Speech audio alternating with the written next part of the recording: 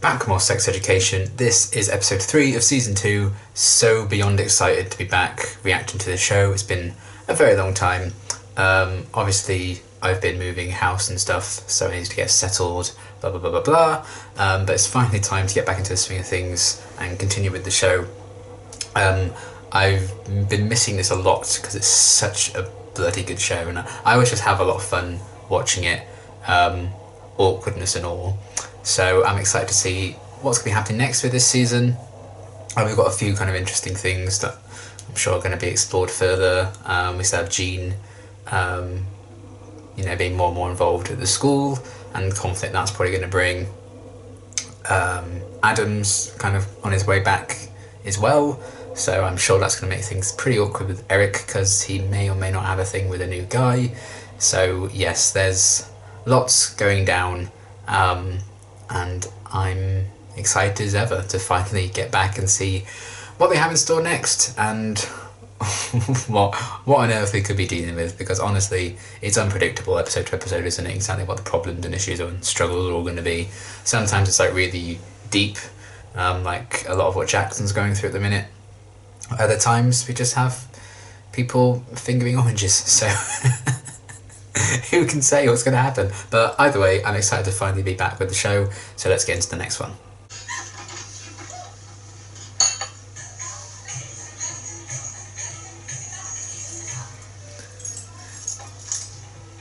I don't think they're dancing, are they?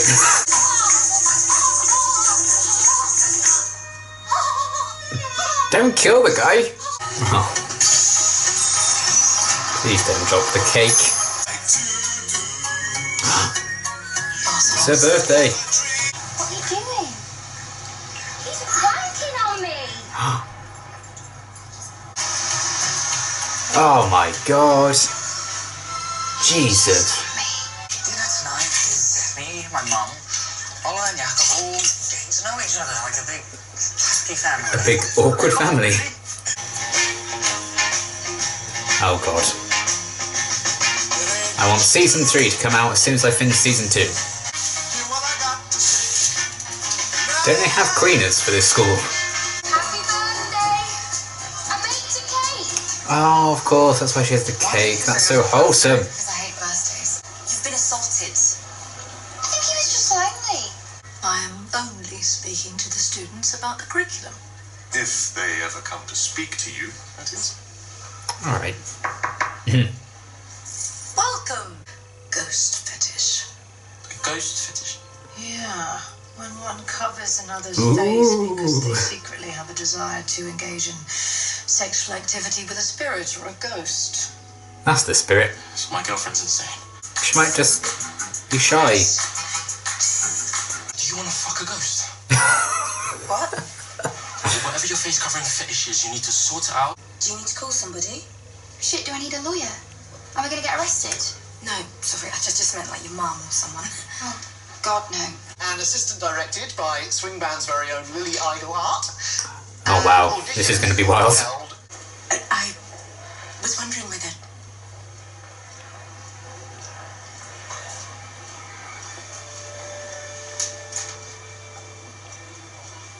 Yes, what is it? Does she want to talk to you? My She wants to talk about her arsehole of a husband. Lydia, Jesus! Kill yourself. That's normal to feel observed and vulnerable when you're having sex. And he probably feels... That's what I just figured it might be. sometimes. Something like that. Something I think might help. It's not an orange, is it? When I played Joseph in my primary school nativity, people said I was very believable. Of course you play Joseph. Come on. I play Joseph, You're a true genius. but I'd only do it in a cowboy hat because I was quite young. Try thinking of someone who makes you feel a lot when you say it.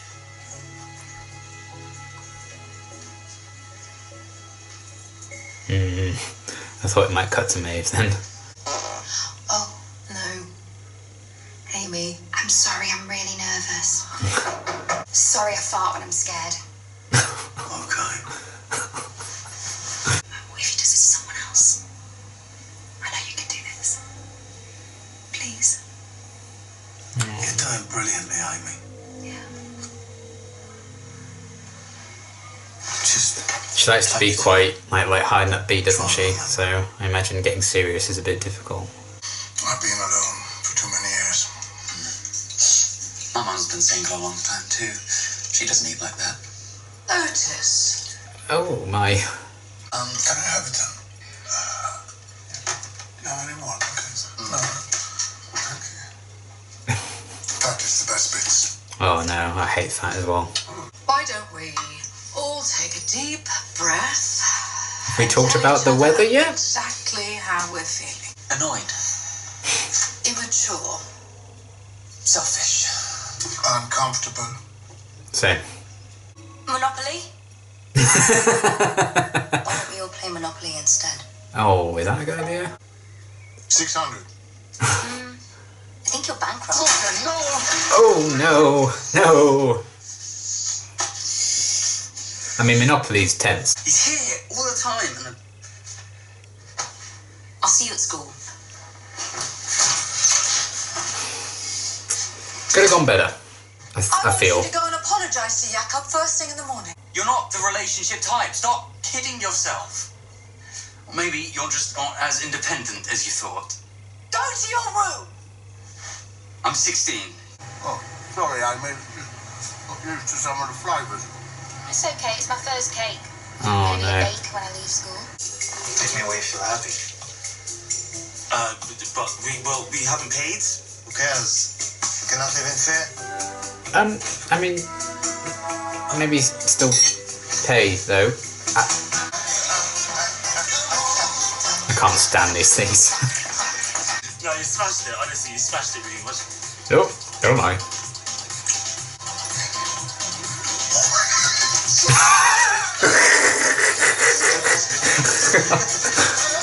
We have to see each other at our ugliest.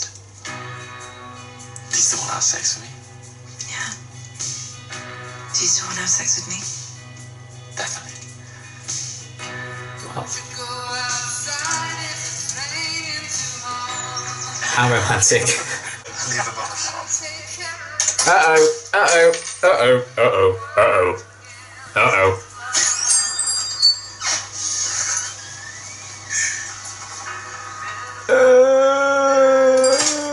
When did you get back? Do you guys know each other? You could say that. Well, that's awkward. Sorry for ruining your birthday. Weirdly, one of the best birthdays I've had in a long time. I'm worried what she's going to be like on her own now. Well, I was on the bus. And actually, I'm not really sure. What about I make you a cheese toastie? And you can fill me in on all the gossip. Oh, God. That is awful.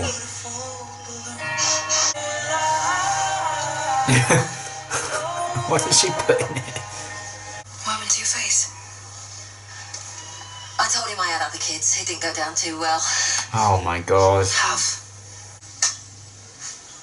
I already have a dad. I understand that. I don't think he's trying to be your dad. It's alright. Everything alright? Oh. Sorry, wrong bus.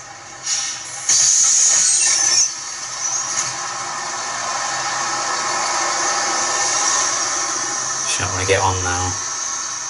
Jackson! This is going to be a dream. Oh, I hope he's good. Do you know what I made? For she is envious. Christ very sick and green, and none but fools do wear it. Cast it off. Yeah. You got me a 5-year diary. And I ripped out all your birthday pages, so you don't have to celebrate one for another 5 years. Thank you. That's right. Wholesome.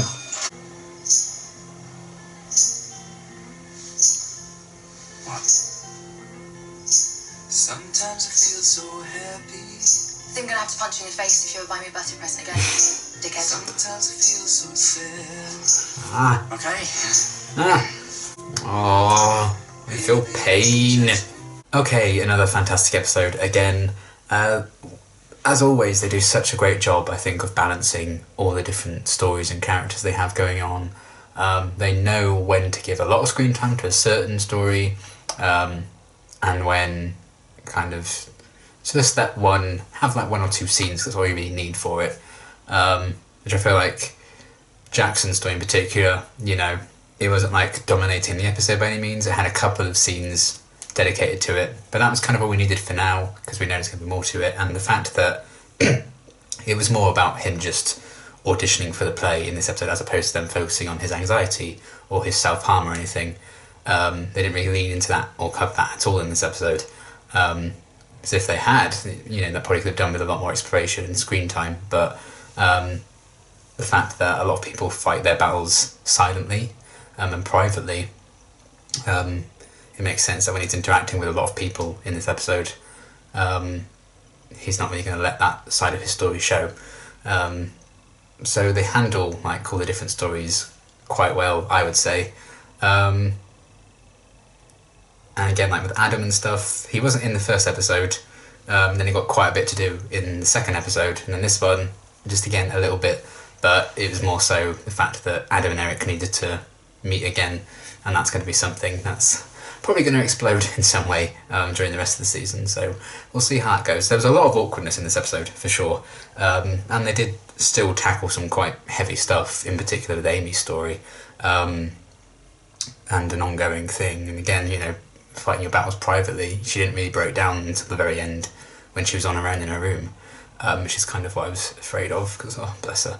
That was awful and horrendous. And brave of them to kind of tackle that subject of like sexual assault in such a way, and will continue to do so, I imagine, because that story must be far from done with Amy's breakdown and everything at the end. And I liked Maeve being there on her birthday as well, just taking that time to get her to the police, to kind of, pushing her is the wrong word, to kind of encourage her to, you know, go to the police and report the guy.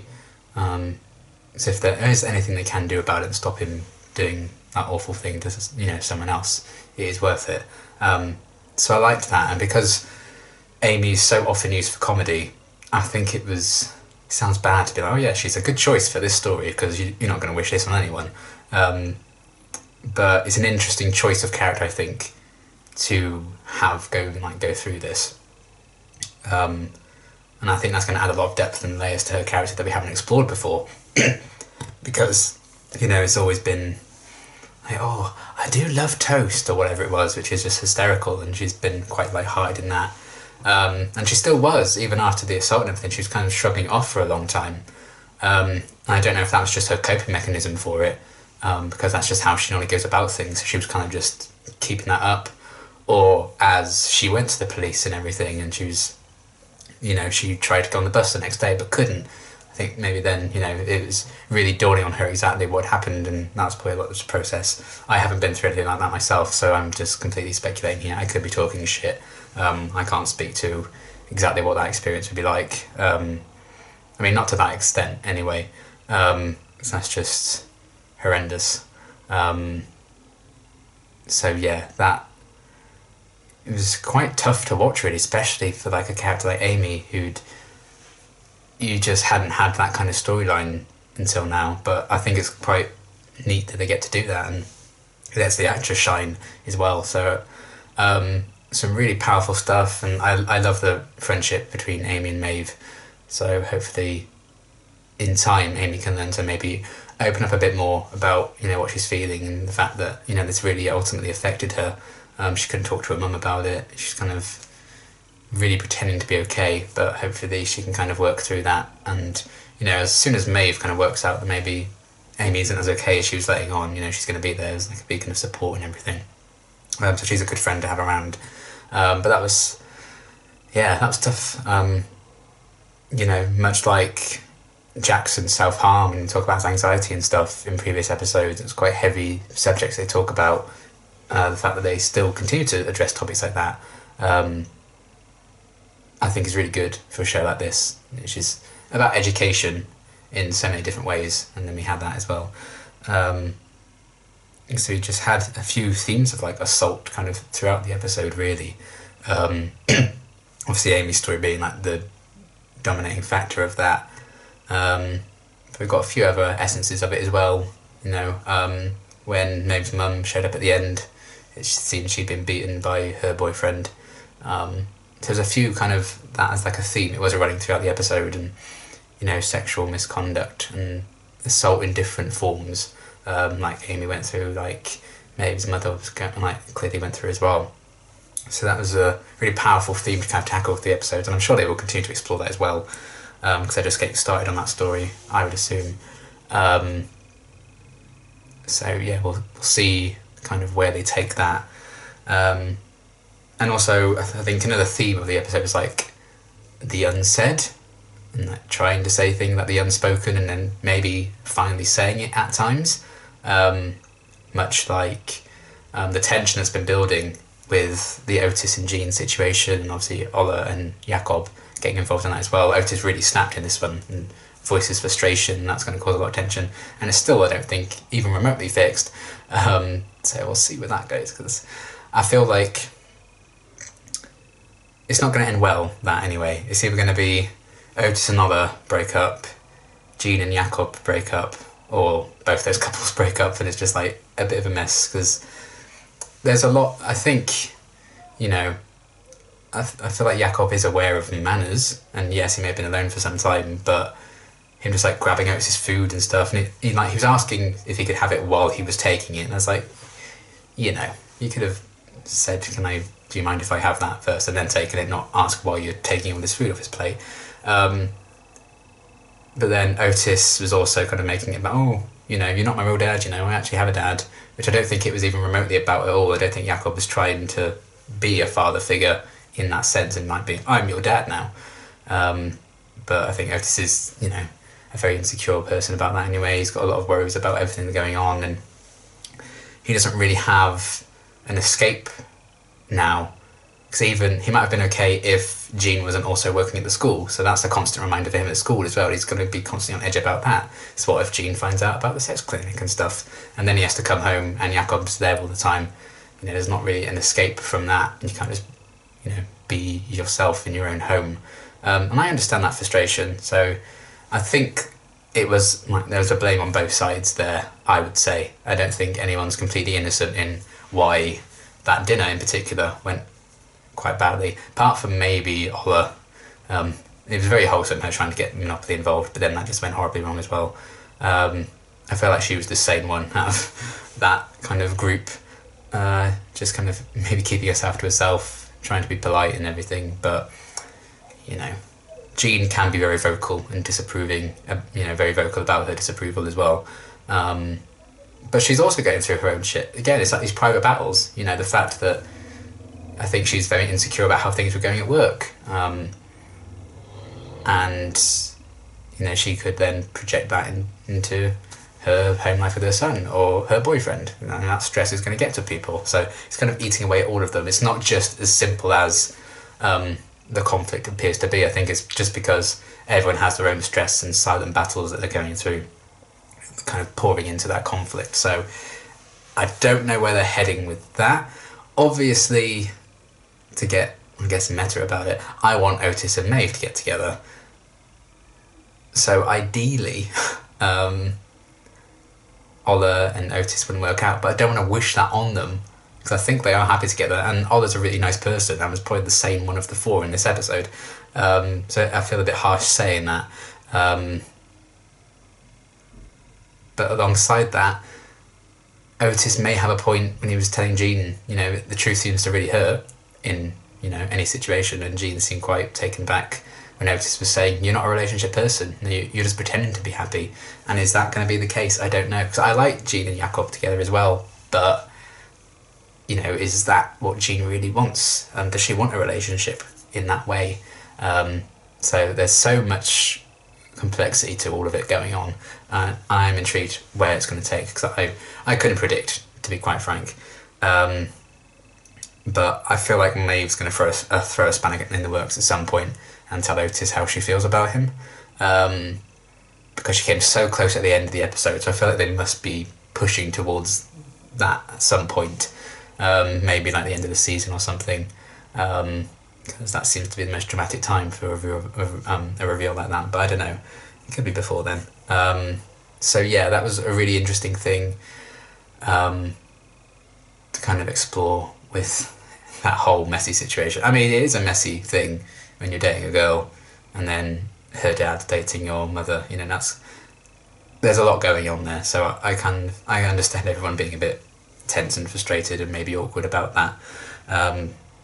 So that was interesting nonetheless, and we'll see what happens with it anyway. And yeah, the fact that Otis finally opened up about that, said what he's been feeling, ties into like the unsaid versus actually saying it. And we had Maeve not quite telling Otis how she feels about him, so the unsaid with that. Amy not opening up to her mum about her assault. Just a few things being left unsaid with all of that. And I think it's a very interesting then contrast to Jackson's story in this episode, where he was learning how to say the words and successfully saying them, because he was learning about Shakespeare and stuff. And I really liked that. I think, is it Vivian is the name of like his tutor? I think. I've written it down for the previous episode, but I can't remember if that was her name, but I think it was. I can't remember, I can't place who else Vivian could be. So I liked her like just snapping and being like, fine, I'll show you how to, you know, read Shakespeare and stuff. And I like that Jackson seems to have found a bit of a passion for it once he understood it. And it seems like he's going to play Romeo in the play, and it's a musical as well, so we'll see how that goes. And directed by Lily, so that's going to be, I think, an iconic performance either way. That feels like a season finale kind of thing to put on the big school play. But again, I could be wrong. Things happen a lot quicker than I expect with some things in this show, so which I like about it. So we'll see where it goes.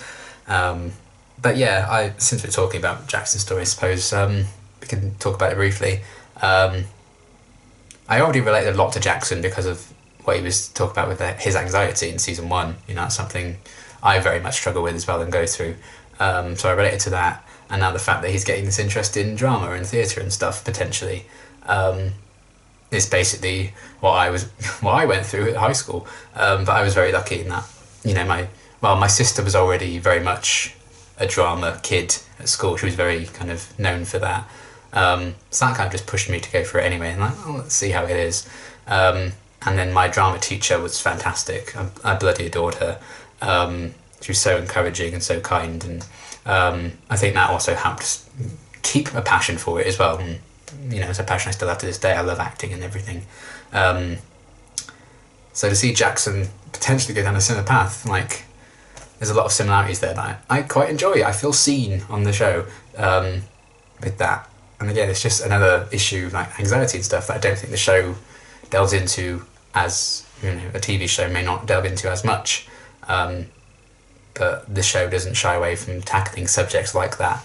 So I'm enjoying that, and the fact that he did successfully, seemingly audition properly, and he can show everyone wrong. I don't know if that's, you know, I find personally acting very good for my anxiety.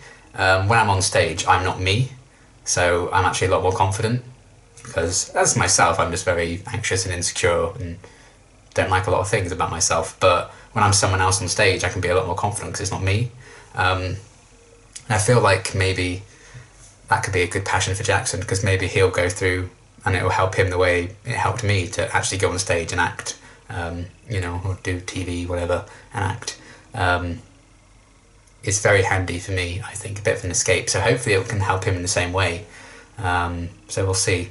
But I quite like just the real life, you know, way I can relate myself to Jackson's stories. That was really cool, and him like using Maeve as like his muse to make the speech make sense and stuff. And I like Shakespeare anyway. I studied a lot of Shakespeare. I wrote a whole bloody essay in college on Shakespeare to get like a proper marked thing, and did a presentation and stuff on it. So I like all that stuff anyway. So that was cool. That story kind of appealed to me. So I liked everything with Jackson in this one. Hopefully this could be a thing that progresses his storyline with his anxiety and potentially even his self-harm later on down the line. I don't know. This could be a good help for him. So I'm hoping that all goes well. So we'll see. But I do like that they continue to give Jackson like an independent story. And I really like his mentor as well, who I think is called Vivian. I can't be sure. So we have that. What else do we have going on? We got a bit with Olivia and Malik. I think if anything could have had a bit more screen time. Maybe they could have done a bit more with this. So Otis gave Olivia I think that's her name, gave her a bit of a chat and encouragement, and then just cut to them like sellotape in their faces and everything seems to be fine. But I kind of wanted maybe a bit more like a resolution to that, but maybe it's just again an ongoing thing. But either way, I think there's still a solid arc to them in this episode, and you know, you can understand, I think, the insecurity about showing so much of yourself to someone when you sleep with them. So the fact that she's kind of insecure about that, maybe, you know, her instinct to then just smother her partner probably isn't, you know, the greatest idea, but it came from an insecure place and she's open and honest about it. I liked that she did actually go and talk to someone about it, and even Malik himself, he tried to get help but didn't have enough money, and then he went to Jean about it. And that obviously didn't really help him because that freaked him out, but then it then pushed Olivia to open up to Otis about it, and then she could work that through with him. I do think it's quite funny them sellotaping their faces, they look a bit weird anyway. And in time, you know, maybe every time afterwards they can take one bit of tape off and then wonderful. I don't know. But I did quite like, again, they're just very open and honest about problems and insecurities people can face when they have sex. So I thought that was another cool little side story. And it's nice to see Olivia have that and not be surrounded by her awful friends. So yes, I enjoyed that kind of subplot. Adam got a bit to do. Again, he's trying and failing with like washing the car, trying to help his dad out, but he left the window open, so he soaked the seat. That was kind of a shame. He has a job. I was scared, you know, he was going to like act out when he saw that Eric and Raheem were together, and like let that dog out or something, just to, you know, cause some havoc, because Raheem actually lives in that building. So I don't know. I thought he was going to do that. Maybe he still will, because it seemed like a bit of setup there with the dog, just for them to not do anything with it. So maybe they still will. So yeah, that was again an awkward moment, but because things with Eric and Raheem were going so well, and I do think they kind of make a nice couple, I would say.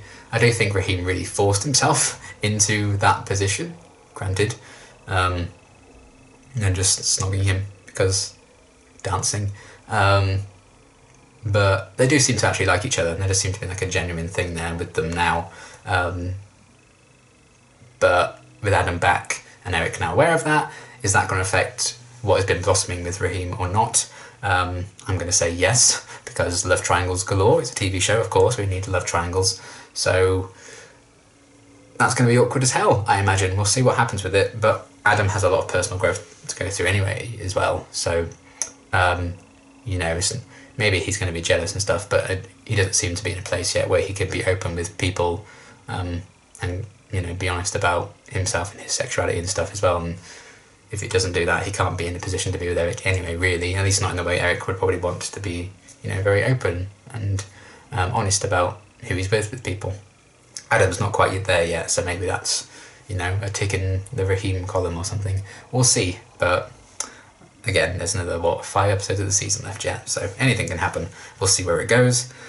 We've already talked about Otis and stuff, and I liked Maeve trying to have more of a low-key birthday, and ended up spending it actually helping out Amy and like support her, and then help her mum out at the end as well. Even though things aren't okay with them, she at least let them stay. So we'll see what happens with all of that. And I love the scene at the end where Otis gave her the 5-year diary but ripped out her birthdays. Adorable, wholesome, I love it. I want them together, please. And that really nearly pushed Maeve to like tell them how she felt, but not quite there yet. There is time, it must happen. So yes, I liked everything with her just being the absolute best. And then I think the last little thing, I guess, is Maureen, I think is the name of Adam's mum. Clearly I don't think she's happy with Mr. Groff, can't blame her, he's a dick. And I think she was trying to speak to Jean about that and actually be honest about, you know, saying, I'm not happy with this marriage, you know, can someone help me? It seemed like a cry for help, absolutely broke my heart. And I'm glad that they seem to be giving her focus, because so often she's been in episodes but has had no lines. She's been, you know, she said 1 or 2 things and that's it. She's never really been a big focus. And clearly that seems to be the point, because I think she seems a bit, what's the word I'm thinking of? It's just like, you know, Mr. Groff obviously seems to like take over and he's like the big voice in the family, and what he says goes. I think he kind of overshadows her, I think is the word, in her personal life, and I think she's trying to kind of break out from that, or she's finally getting a bit fed up with it because now Adam's back. She's seen that he's trying. Mr. Goss still having none of it. I think that's going to get to her as well. So if there's a story in the background with Maureen, maybe trying to open up saying, I don't like my husband very much, he's awful, and maybe try and separate herself from him. That's a story I'd very much like to see as well, because that's another cool thing.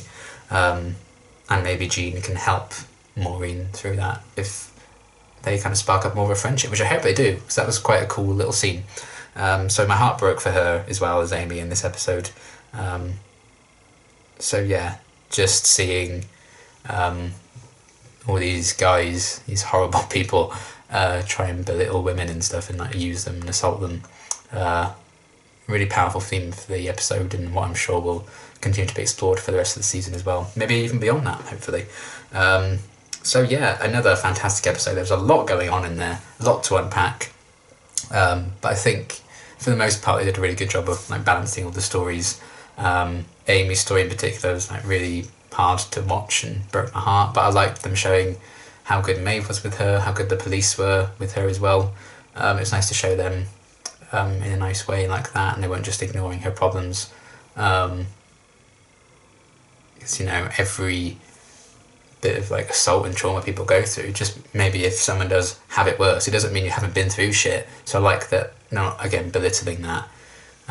Even though Amy herself was trying to do that, I think make it sound like not a big deal, maybe as a coping mechanism for doing it. It's just you just shock of she needed time to process like that actually happened to me, and that led to her breaking down.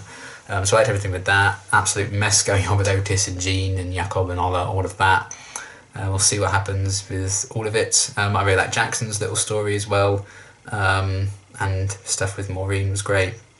The Olivia and Malik kind of subplot was a nice kind of thing as well, just to keep the sex education theme running through the show, I suppose.